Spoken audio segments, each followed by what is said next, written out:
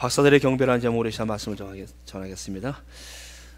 나와 사상이 같은 곳을 찾는다면 여러분들은 정당을 가셔야 합니다. 나와 사상이 같은 곳. 나와 취미가 같은 곳을 찾는다면 여러분들 동호회를 가셔야 합니다. 족구 동호회, 축구 동호회, 수영 동호회, 취미가 같은 곳, 골프 동호회, 그곳을 찾아가셔야 합니다. 교회는 사상이 같은 사람들이 모인 것도 아니고 취미 같은 사람들이 모인 것도 아닙니다. 한 가지 목적으로 모였어요. 예배, 하나님을 경배하기 위하여. 이 부분이 가장 기초입니다. 내가 왜 교회 왔습니까? 하나님을 예배하기 위하여, 하나님을 경배하기 위하여. 이 기초가 흔들리면 그의 신앙은 머리 위에 쌓은 집과 같습니다. 바람이 불고 창수가 일고 조금만 어려움이 오면 무너져버리는 머리 위에 집과 같아요. 다니엘의 세 친구가 느부갓네살의 금지상 앞에 그들이 경배하라, 절을 하라 라는 요구를 받아요. 그들이 그것을 절하지 않습니다. 그들이 풀불을 선택합니다. 그들은 오직 하늘의 하나님께만 경배하고 하늘의 하나님만 그들은 섬기기 위하여 그들은 금지상 앞에 그들은 경배하지 않습니다. 신상 앞에 경배하는 것보다 죽음을 선택했던 그들의 모습. 여러분들, 우리의 유일한 경배 대상이 누굽니까? 오늘 본문은 역사적인 사실로부터 기록되어집니다. 헤롯 왕 때라고 기록하고 있습니다. 헤롯이 통치하고 있던 때였어요. 분봉왕 헤롯이 예루살렘을 통치하고 있던 때.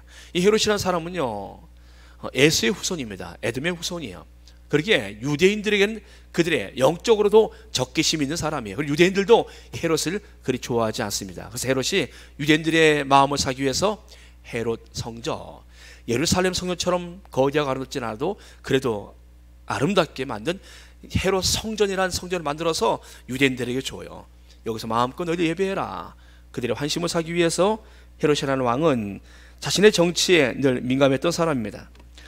그런 사람이 통치할 때였어요. 그리고 예수님이 탄생한 장소는 보니까 예루살렘 베들레헴이라고 기록되어 있습니다. 베들레헴. 여러분들 미가서 5장 2절 말씀에 기록된 대로 예수님의 탄생은 베들레헴에서 탄생하셔야 되는 것이었어요. 예수님은 다른 데 나시면 안 돼요. 예수님은 베들레헴에서 나셔야 합니다. 그렇게 성경은 기록되어 있습니다. 그래서 예수께서는 베들레헴에서 탄생하셨습니다. 그런데 그때 동방으로부터 박사들이 옵니다. 하나님께서 구주의 오심을 누군가에게 전달해야 되는데 선택하시어 목동들을 선택하십니다. 목자들을 선택하시어. 그래서 목동들이 구주의 오심을 그들이 알게 되어집니다. 그리고 하나님의 위로를 기다렸던 시몬이라는 사람, 그는 오직 하나님의 위로를 기다리며 그는 메시아의 오심을 기다렸던 사람, 그에게 구주의 오심을 알려주세요. 나이 많은 안나, 그는 주께서 말씀하십니다. 내가 주 영광을 보기 전에 죽지 아니하리라. 주님의 오심을 기다렸던 안나, 그가 예수를 보고 나서 말합니다. 주여, 구주여, 이제 이 여종을 편안하게 놓아주십시오. 제가 약속하신 대로 보았습니다. 근데 오늘 이방 땅에는 동방의 박사들이 또 구주의 소식을 또 알게 되어집니다. 먼 곳에 있었던 사람이에요. 페르시아의 학자라, 별을 연구하는 점성술사라, 다양한 의견이 있습니다. 나 분명한 것은 동방에서 먼 곳에 있던 사람들이에요. 그들이 어떻게 여기까지 오게 됐느냐 보니까 그들은 별의 인도를 받았습니다. 별의 인도. 여러분들, 별 왕을 상징하지요. 이 별이 이끌리는 그 힘이 얼마나 강했는지 그 먼 곳으로부터 오랜 시간을 그들을 이끌어 왔어요. 한마디로 별이 이끌려 받아서 지금 예루살렘 베들레헴까지 그들이 오게 된 것입니다. 여러분들, 별도 그들을 이끌고 거기까지 왔어요. 그들은 별이 그들에게 계시의 수단이었습니다. 성경이 아니었어요. 그들은 우리처럼 이렇게 기록된 성경 말씀이 있지 않았습니다. 그들은 오직 그 신비로운 별에 이끌려서 그들은 저항할 수 없는 힘에 이끌려 그들은 그곳까지 오게 된 것입니다. 이방 사람이었어요. 여러분들, 당시 예루살렘은 영적으로 어두웠습니다. 이유는 당시에 로마가 점령하였고 종교 지도자들은 자신들의 안이한 삶, 안정된 권력과 평안한 삶을 보장받는 거로 해서 그들은 하나님의 나라의 영원한 나라가 아닌 로마 나라를 선택한 것입니다. 그래서 그들은 하나님께로부터 멀어져 있던 사람들이에요. 그러기에 지금 하나님께서는요, 그들에게 계시를 보이지 않으시고 먼 땅에 있는 이방 박사에게 하나님의 메시아가 오심을 보여주셨어요. 영적인 흑암의 상황 속에 있을 때 여느 폭탄 같은 지금 메시지가 선포되어집니다. 동방의 박사들이 와서 말합니다. 유대인으로 왕을 하신 이가 어디 계시냐? 이방 사람들이요. 근데 그들이 말합니다. 유대인으로 왕으로 나신 이가 어디 계시냐? 그러고 그들이 말합니다. 이 말에 충격을 받아요. 헤롯이라는 사람은 내가 왕인데 누가 또 왕이 나왔는가? 그는 두려워합니다. 그는, 여러분들, 헤롯은 사단의 종이에요. 여러분들, 헤롯이 사탄의 종입니다. 그걸 어떻게 합니까? 그가 로마의 분봉왕이었어요? 아닙니다. 그가 사탄의 종이라는 건 성경에서 명확하게 설명해 주고 있어요. 그가 사단의 종이다. 여러분들, 모든 통치자들이 다 사단의 종이다? 아닙니다. 하나님의 선한 종으로 하나님 앞에 쓰임받는 종들이 있고, 하나님을 대적하는 사단의 종들이 있어요.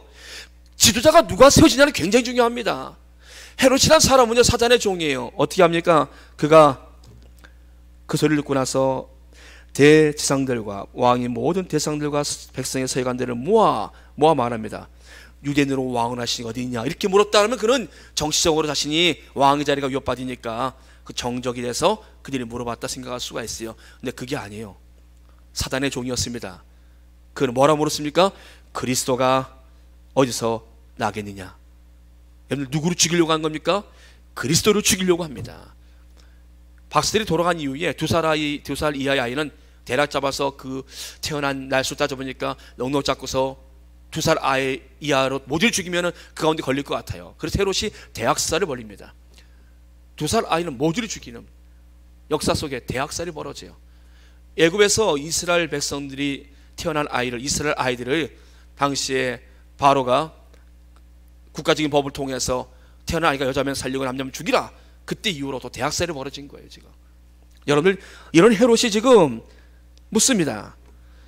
그런데 이때만 해도 유대인 왕을 하시니 어디 있냐? 이렇게 말하면요, 대선들과 서기관들이 아, 할렐루야, 우리 하나님께서 이 땅을 돌보셨구나, 유대인 왕을 보내셨구나, 이렇게 반응을 해야 되는데 이들의 반응이 썰렁해요. 이들의 반응이 감격이 없어요. 동방의 박사들이 와서 유대인으로 왕을 하시니 어디 계시냐? 그러면 이들이 생각할 때 아, 드디어 오셨구나, 유대인 왕으로 오시니가 오셨나 보구나, 이렇게 그들이 받아야 되는데 썰렁해요. 여러분들, 하나님의 음성인데도 썰렁합니다. 메시아가 왔다는 소리 들어 썰렁해요. 느낌이 없어요. 무관심입니다. 하나님이 그래서 이들에게 구주 오심을 알려주지 않은 거예요. 영적인 무관심, 영적인 어둠, 감격도 없고 뜨거움도 없어요. 구주가 오셨어요, 여러분들. 그런데 왕이 묻습니다. 어디서 나겠느냐 물으니까 그들이 말해요. 이르되 유다 베들레헴이 오니, 5절 말씀, 이는 선자로 이렇게 기록된 바, 또 유대 땅 베들레헴아, 넌 유대 고을 중에 가장 작지 아니하도다. 내게서 한 다스린 자가 나와서 내 백성 이스라엘 목자가 되리라. 통치자가 나오고 이스라엘의 목자가 나올 곳을 미가서에 기록되어 있습니다. 여러분들, 말씀을 알아요. 근데 이들은 믿질 않아요. 말씀은 알면 머리는 움직입니다. 근데 말씀을 믿으면 몸이 움직이는 거예요. 말씀이 살아 있어야 그들의 능력이 나타나는데, 레마가 되어져야 되는데 성령의 음성은 안 들립니다. 사람의 소리가 들리는 거예요. 기록되어진 문서로만, 글자로만 보이는 거예요. 그들은 말합니다. 미가서 선자가 예언했습니다. 5장 2절 말씀에 미가서가 예언하기에 유대 땅 고을 중에 가장 작은 인 베들레헴이라는 곳에 태어난다는 말씀이 있긴 합니다. 여러분들, 그들이 믿었던 말씀입니까? 그들이 왜 이렇게 되어졌습니까? 말씀에 대한 감격이 없어요. 더 기가 막힌 것은 구주가 오셨다는 소식을 지금 듣습니다. 그런데 이들의 마음은 썰렁해요. 감격도 없고 기쁨도 없고 능력도 없고. 이들의 마음을 보십시오. 성탄이 다가오고 있습니다. 성탄이 다가오고 있어요. 여러분, 성탄에 대한 기쁨이 있습니까? 아기 예수님께서 이 땅에 나를 구원하러 오셨어요. 하나님이 내려오셨어요. 성탄에 대한 설렘이 있습니까? 여러분들, 우리 안에 성탄에 대한 상상들은 몰라도요, 우리 안에 성탄에 대한 기쁨과 감격이 있어야 합니다. 내 안에 영적인 위기가 오면요, 썰렁해집니다. 사람도 죽으면 차가워요. 살아있어야 따뜻한 법이에요. 여러분들, 영적으로 살아있어야 뜨거운 법입니다. 죽으면 썰렁한 거예요. 찬바람만 부는 겁니다. 여러분들, 이들에게 보십시오. 온기가 없어요. 말씀을 통해서 증명되었고, 동방박사를 통해서 지금 들려왔고, 성령의 음성으로 받아야 되고, 성령에 기록된 말씀으로 그들이 봐야 되는데, 그들은 지금 아무 느낌이 없어요. 영적으로 이들이 지금 얼마나 어둠 속에 갇혀 있는지, 이런 이들에게 성탄의 소식이 들려지고 있는데 이들은 느낌이 없습니다. 여러분들, 해마다 성탄을 맞이하면서 여러분, 성탄에 대한 기쁨이 우리 안에 변함이 없어야 합니다. 그 기쁨이 있길 주의 이름으로 축복합니다.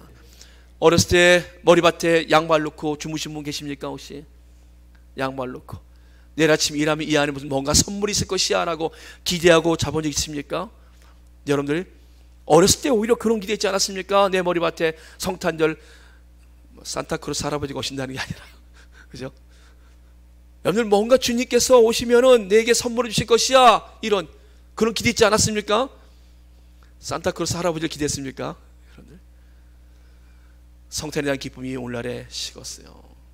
거리에도 여러분들 개로성이 안 들려요. 성탄의 소식이 안 들려요. 여러분들 코로나가 오기 전부터 이 냉기는 식어졌습니다. 최소한 그래도 하나님의 백성들이 우리 안에서는 그 기쁨과 열정이 있어야 합니다. 우리 안에 성탄의 기쁨이 뜨거움이 있어야 합니다. 구주가 오셨어요. 나를 구원하시기 위해서 하나님께서 내려오셨습니다. 이들은 이와 같은 부분에서 무감각합니다. 이들은 지금 이와 같은 상황 속에서 감격, 확신, 복음에 대한 기쁨, 영광, 능력 보이질 않아요. 헤롯은 그리스도를 죽이려고 이제 박사들에게 말합니다. 나도 그의 경배하러 하노니 가르쳐달라. 헤롯이 가만히 박사들을 불러 그 나타난 때를 묻습니다.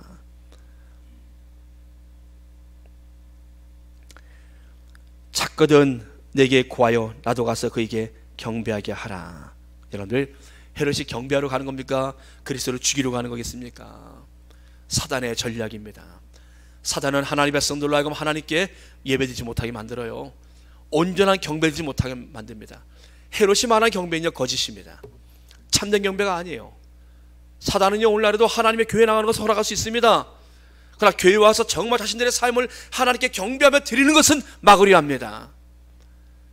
여러분들 경배가 무엇입니까? 꿇어 엎드려서 나의 주인 되신 하나님 앞에 내 모든 것을 올려드리는 모습이에요. 이것이 경배입니다. 겸손하게 그분 앞에 내 삶을 올려드리는 거예요. 섬긴다라는 것이지요.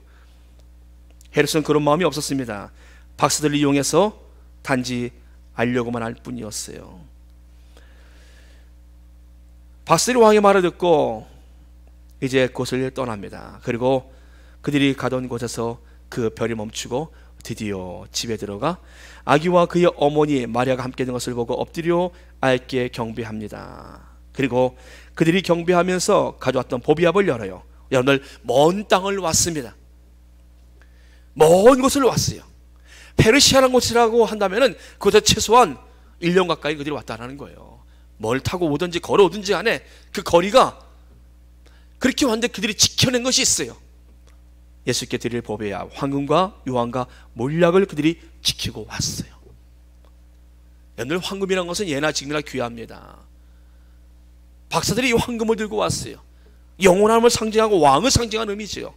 유황도 귀한 거예요. 값으로 따진다면 유황도 굉장히 비싼 그러한 향이라고 하더라고요.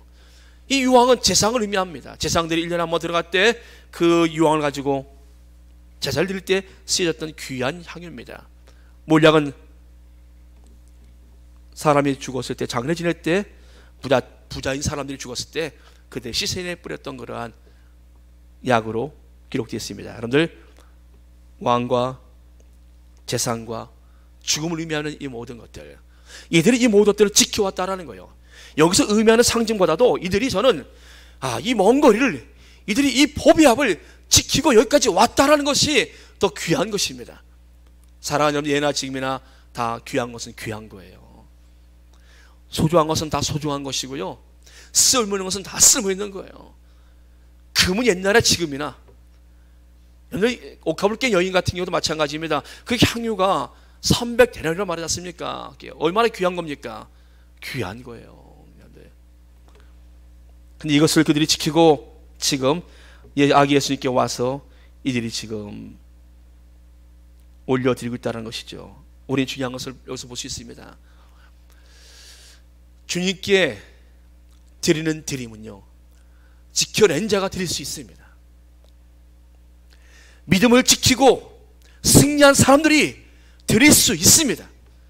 그렇지 않으면 드리지 못해요. 여러분들 어떻게 드리겠습니까? 어떻게 이와 같이 귀한 것을 드릴 수가 있겠어요? 평생을 일하다가 직장을 이제 퇴직을 합니다. 제가 전도사 때 그 교회에서 그 목사님이 그러더라고요. 내가 40년 평생 목회를 해도 퇴직금에서 11조 하신 분은 오늘 처음 봤습니다. 여러분, 그분이 40년 목회한 동안에 퇴직하신 분들이 얼마나 많았겠어요? 교회 안에 그래도 수백 명이나 되는 거라 교회였는데, 근데 그 퇴직금에서 11조 하신 분이 처음이었다라고. 여러분들, 첫 직장 가서 첫 이삭 드리는 거, 첫 소산 드리는 거 가능해요, 여러분들. 그것도 어렵겠지만. 떠나는 사람이요, 자신의 일터에서 떠납니다. 근데 그 떠나는 데서 거기서 11조 드린다는 건 어려운 거예요. 1년 내내 농사를 져서 수확을 얻습니다. 그 수확을 얻은 데서 11조 내리는 것 어려워요. 박사들이 예물입니다. 박사의 예물이에요. 평생을 신앙생활 하신 분이 그러시더라고요. 1년에 매년마다 수확을 끝내고서 이제 추매를 이제 올리고 나면은 돈이 들어오지 않습니까? 거기서 11조 내는 것이 그렇게 어렵다라는 거예요. 그렇게 선대로부터 대대로 신앙생활 하신 분인데 불구하고 참 어렵다라는 거예요. 여러분들, 땅을 집을 팔고서 하나님께 11조 드린다, 동방의 박사들의 예물이에요. 한 교회에 같이 있었던, 노예에서 같이 일하던 목사님이 그럽니다. 목사님, 저희 교회 재정의 3분의 1이 채워졌어요. 연초인데. 무슨 말이에요? 한 분이 이사 가시면서, 하나님의 교회인데 이사 가시면서 아파트 팔았는데, 목사님 그동안에 감사했어요, 저 이사 가요, 11조 드리고 갔는데 교회 3분의 1 재정이 채워졌어요. 그분은 떠났지만 그 교회는 그분을 잊지 못할 거예요 아마. 여러분들, 그냥 가도 되는 거, 이사 가는데요, 뭐 이사 오는 게 아니라 가는 겁니다. 싹 챙기고 가면 되는 거예요. 누가 달라고 쫓아가겠습니까? 근데 그분이 11조를 드렸어요. 그리고 가는 거예요. 동방의 박사의 예물이에요. 지켜낸 자, 믿음으로 승리한 자만이 하나님께 드릴 수가 있어요. 그렇지 않고선 결코 우리는 드릴 게 없습니다. 동방의 박사들, 이들의 삶이 부유해서 넘쳐서 드렸단 말이 없습니다. 이들이 큰 먼 거리를 왔어요. 그들은 별이 끌려왔습니다. 그리고 그들은 아기 예수님을 목도하고 있습니다.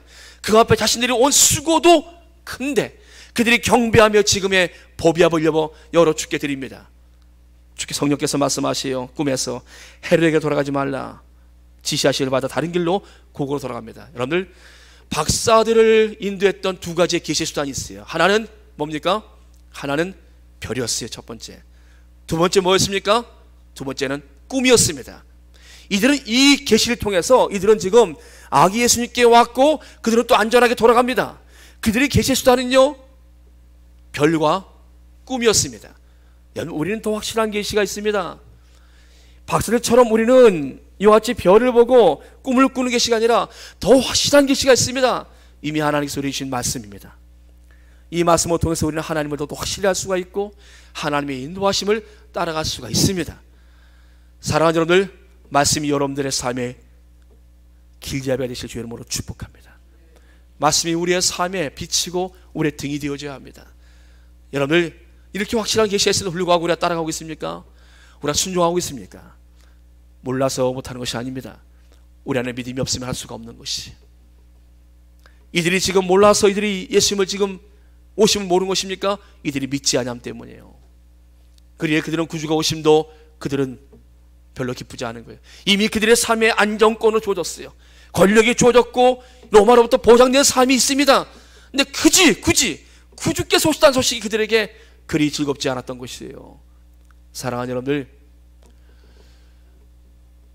영이 바뀐 거예요. 영이 바뀌었어요.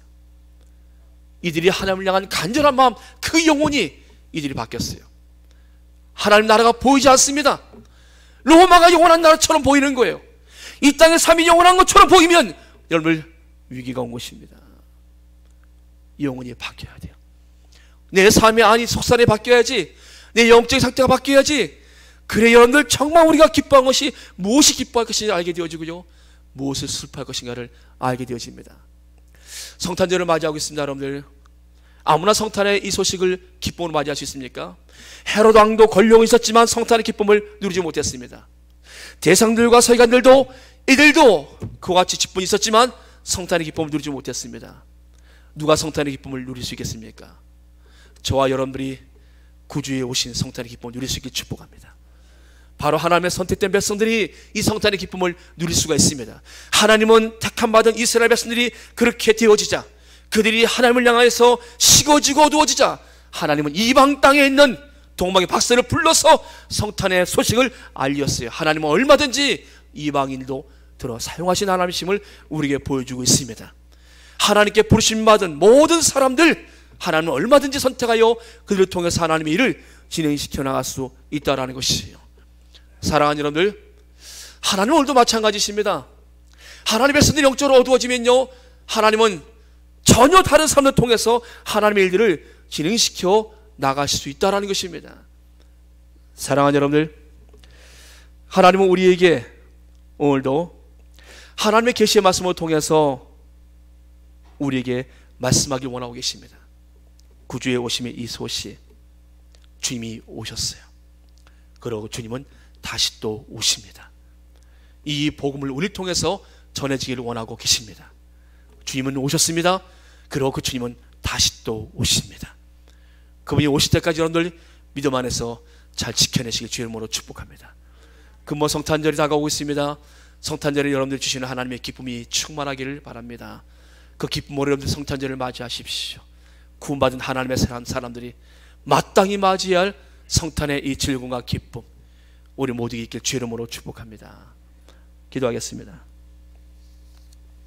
전능하신 아버지 하나님, 하나님의 최고의 선물인 독생자 예수 그리스도를 우리가 선물로 받았습니다. 구주의 오심이 내 일생의 최고의 선물임을 고백합니다. 주님 한 분만으로 만족하는 삶을 사는 저를 되게 주옵시고, 그 주님의 오심을 우리가 전하시도록 인도하여 주시옵소서. 우리가 함께 모인 것은 주님을 경배하기 위함입니다. 주님 오셔서 우리의 경배를 받아 주시옵시고, 살아 손들의 성탄의 기쁨과 구원의 감격을 더하여 주시옵소서. 예수님의 이름으로 감사하며 기도합나이다. 아멘.